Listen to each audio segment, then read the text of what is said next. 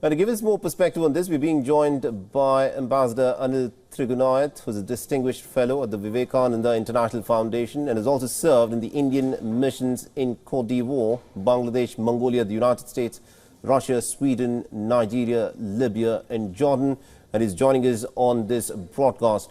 Now, Ambassador, let me in fact begin by asking you this. This is something that the Americans have been talking about for almost about a week, ever since that attack that took place on the American base in Jordan.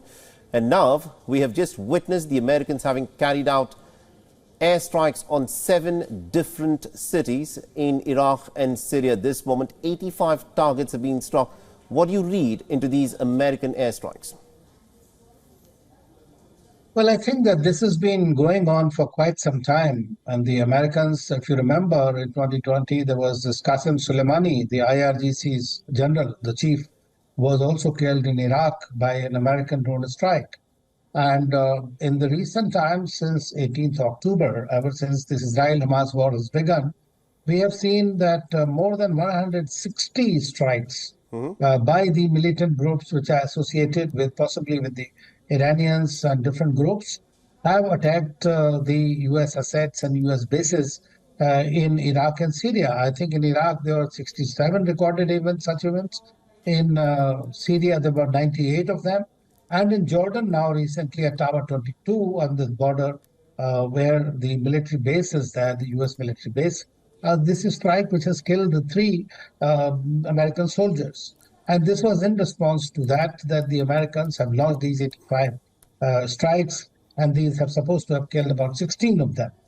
Now, this is something which I will attribute to, of course, the ongoing Israel-Hamas war, whether it is Houthi attacks, whether it is Hezbollah, or whether it is the Hamas, which are the proxies of the Iranians. But at the same time, we have to see that the region totally is marred by the frayed nerves, the fear of expanding this war, as well as the failing U.S. influence in the region over Israel as well as over the Arabs.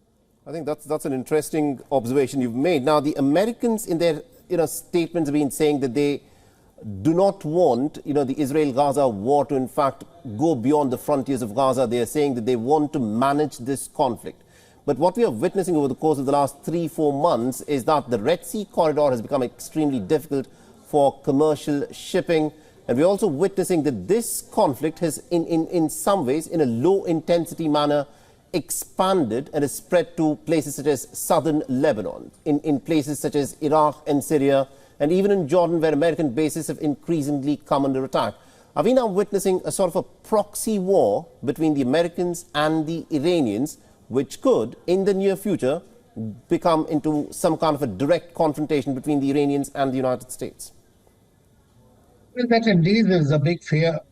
And the irony is that no one in the region, whether it is Iranians, whether it is Saudis or the Israelis, or maybe Israeli leaders, we don't know, but the Americans or the other countries, especially India, do not want this war to expand, because that is going to be the most disastrous thing it happens. And now what we are seeing is that these 3 proxies, 3H or 4H, Qatar, Hezbollah, report in Iraq, and some of these Shia militias, then they do have the capacity to derail any process and could create a greater conflagration, because they're non-state actors and there is a plausible deniability for Iran in that as well, even though everyone might know and say that Iran is behind these. But Iran has also said that we don't want a war but in response to these attacks. But if their interests are attacked, that they will not hesitate to counterattack.